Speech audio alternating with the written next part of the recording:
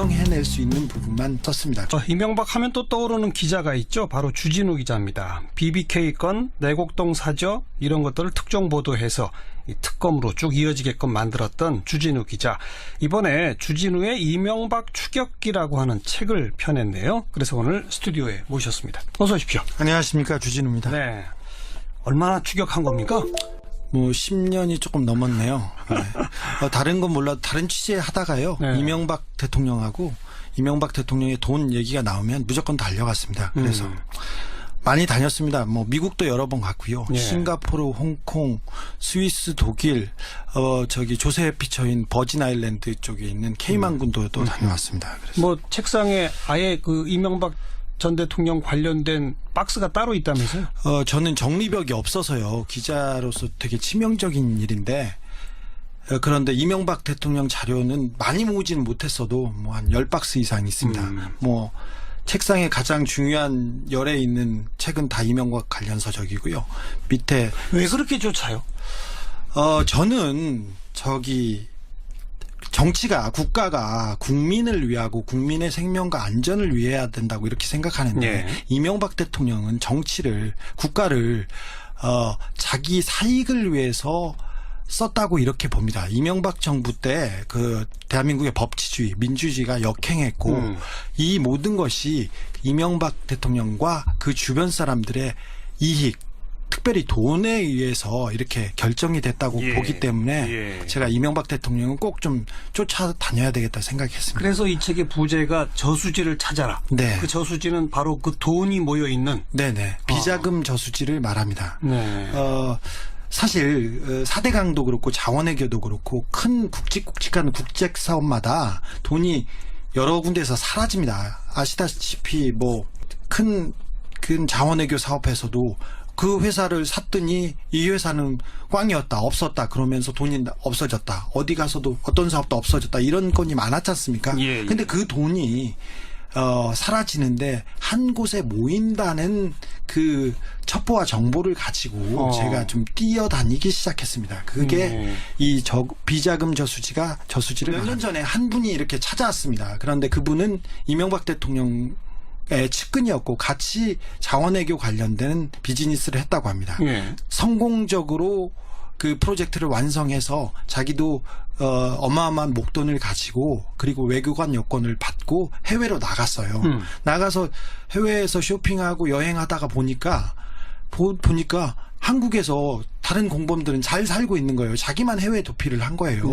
그래서 들어와 보니까 다른 친구들, 공범들은 더 돈을 많이 받았다는 것 때문에 약간 뭐라고 해야 돼요? 배가 아파서 이런 것이 분노로 되면서 저를 찾았어요. 그래서 저한테 몇 가지 정보를 알려줬는데 어느 계좌까지도 알려줬습니다. 그런데 제가 이렇게 그 정보를 가지고 이렇게 하나씩 두씩 두드려 보니까 신빙성이 굉장히 있었습니다. 그런데 그 계좌는 차명 계좌고 남바로 돼 있어요. 비자금 계좌가.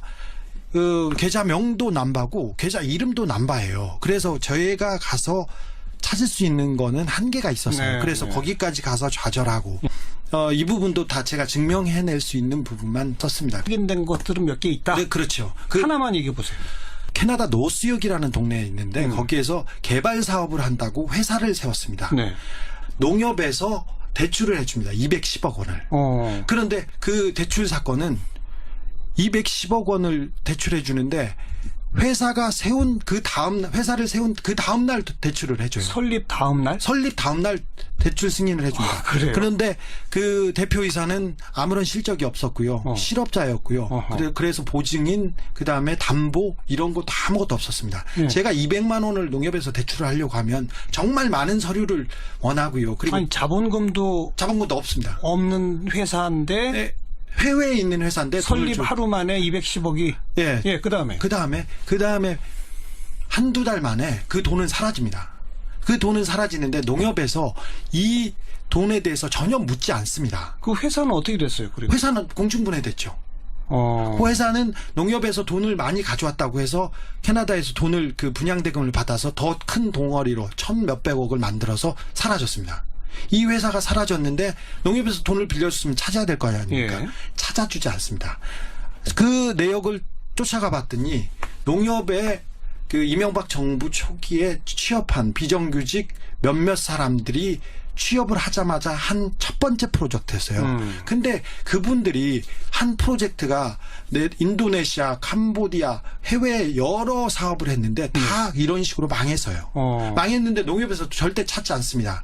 그래서 농협에서 이게 문제가 돼서 어떤 분한테 의뢰를 했더니 그 국제변호사분께서 이 문제를 따져봤더니 이 돈이 캐나다에서 케이만 군도라는데 있다. 조세 회피처로? 조세 회피처에 있다는 얘기를 농협에 해줍니다. 예. 그랬더니 농협에서 이 변호사를 못하게 하고 자릅니다.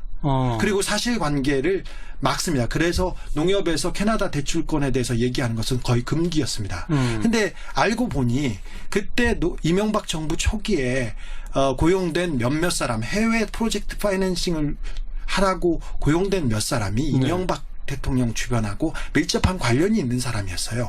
그래서 이런 프로젝트를 하고 그 사람들은 승승장구합니다. 그분 중에 한 분은 아침에 출근하다가 저수지에서 발견됐습니다. 그러니 의문의 죽음? 의문의 죽음입니다. 경찰에서는 자살이라고 하는데 그 돌아가신 분의 부인한테 물어봤더니 아이들도 잘 크고 죽을 이유가 하나도 없다. 네. 억울하다. 이렇게 얘기하십니다. 네. 그런 내용이 있는데 이 부분은 공신력 있는 분께서 이 돈의 흐름을 보고 거대한 비자금 저수지를 봤어요. 그래서 수사가 어렵지 않습니다. 그래서 농협에서 고소만 하면 캐나다 검찰이 그런데 안 하고 있다? 네. 근데 절대 안 합니다. 그렇게 사라진 돈이 네. 이명박 전 대통령 쪽으로 갔다는 근거는 또 없잖아요.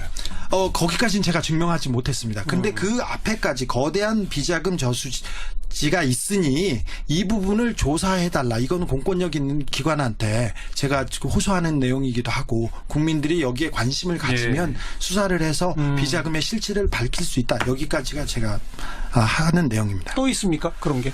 심플한 걸 얘기해야 되는데 비자금이라는 게 굉장히 어려워서요. 회사를 만들어요. 회사를 만들어서 그 이쪽에다 돈을 쏘아줍니다. 아니면 돈을 여기에 투자를 합니다. 그리고는 이 회사가 없네. 그리고 회사를 망가뜨리고 돈이 사라집니다. 그런데 그 회사에 돈이 들어오는 건 어디서 들어와요? 정부에서 투자하지 않습니까? 자원외교 같은 경우는 뭐 공사라든지 정부에서 계속 돈을 줬지 않습니까? 예. 그리고 하베스트 같은 경우도 정부에서 우리나라에서 4조 넘는 돈을 줬는데 나중에 확인해 봤더니 4조 원이 들어가는 회사가 200억 원짜리라는 거 아니에요. 그러니까요. 200억 원짜리를 4조 원을 주고 샀으면 그 몇 조가 어디로 사라졌을 거 아닙니까? 근데 그 돈이 사라집니다. 그 돈이 사라지는데 그 돈이 이렇게 흩어지는데 넘버 컴퍼니 아까 말했던 그 비자금 통장으로 이렇게 사라집니다. 그래서 그걸 쫓으면 비자금 통장에는 다 가명인가요? 비자금 통장은 가명인데 주로 어떤 형식이냐면요. 1달러나 10달러짜리 회사를 세워요. 주식이 한 페이퍼 주에. 컴퍼니.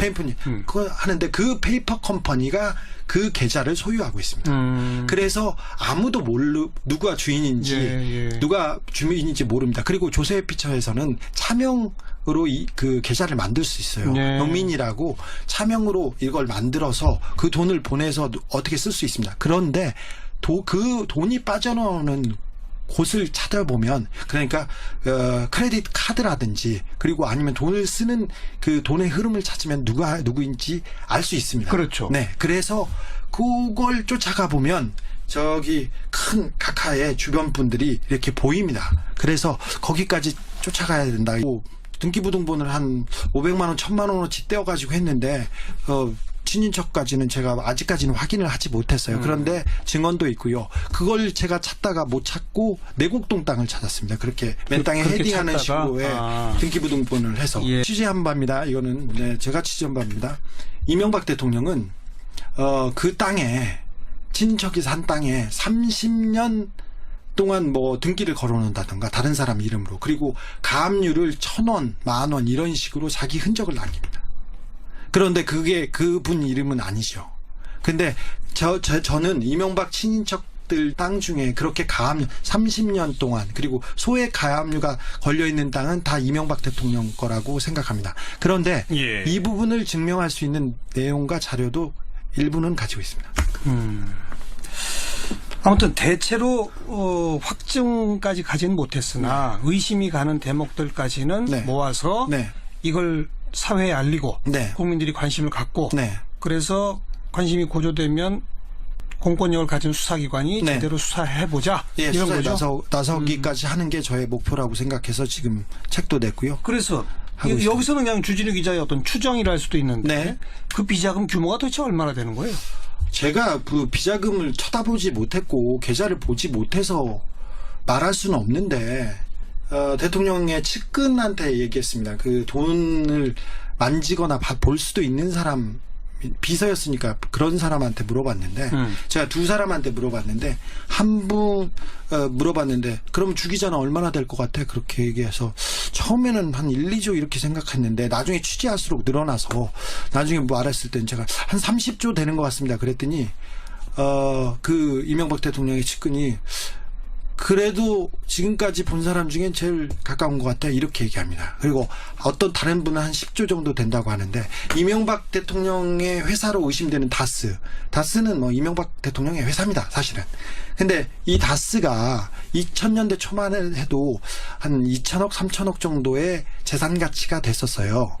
그리고 매출액도 1000억 정도 이렇게 됐었는데 예. 지금은 매출액이 3조대고 10조 원 이상의 자산 가치를 가진 회사가 됐습니다. 그래서 이런 회사 그리고 이상득, 이지영 씨 그리고 그런 친인척 이상득 씨는 형이고 형이죠. 이지영 씨는 큰형의 그 아들입니다. 이상득 씨의 아들, 그러니까 네. 조카군요. 이명박 대통령. 맥커리에 계시다가 골드만삭스에 예, 있다가 싱가포르로 예, 갔는데 이분은 이명박 대통령의 자금을 관리한다고 의심받는 분입니다. 그리고 뭐 이상은 씨, 큰형이라 이기선 씨, 그 범 가족들을 다 합해보면 저는 30조 정도 된다고 저는 추정합니다.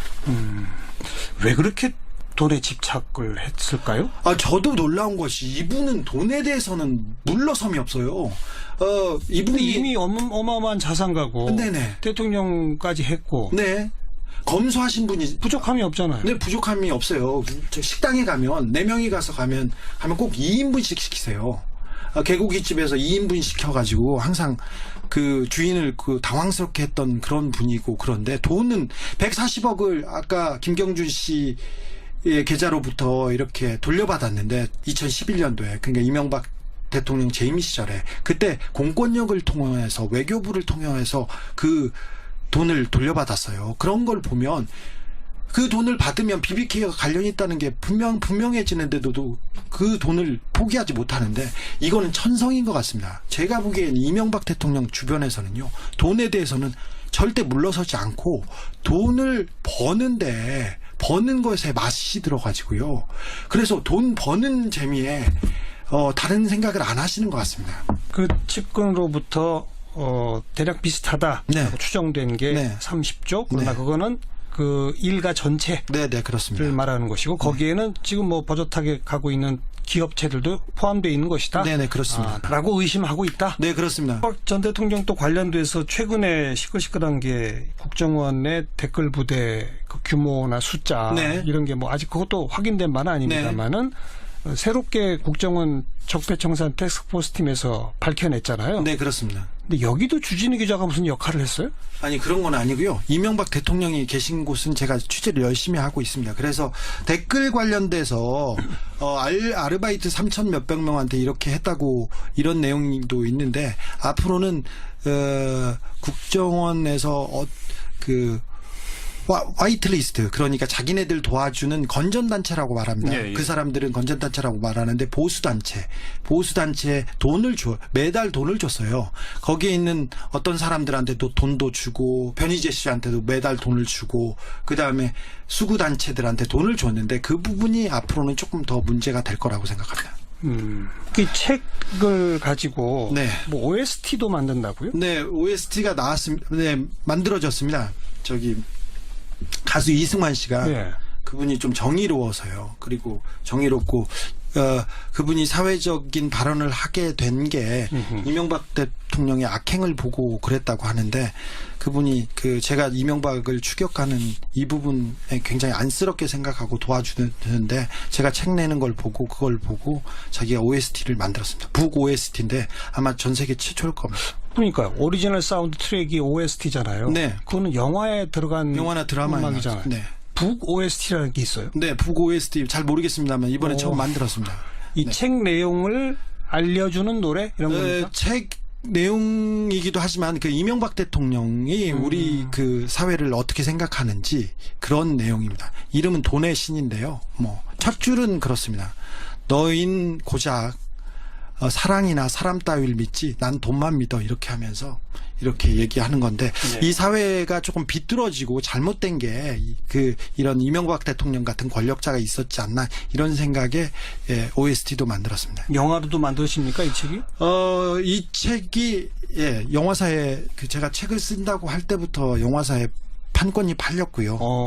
다큐멘터리도 나옵니다. 예. 제가 이명박 대통령에 대한 칭송은 계속 하고 있어서 네. 국민들한테 좀 환기시키려고 여러 가지 작업을 하고 있습니다. 그럼 이 책이 이명박 추격기 완결판이 아니로군요. 네, 시작입니다. 시작판이로군요. 네, 시사인의 주진우 기자였습니다. 고맙습니다. 감사합니다.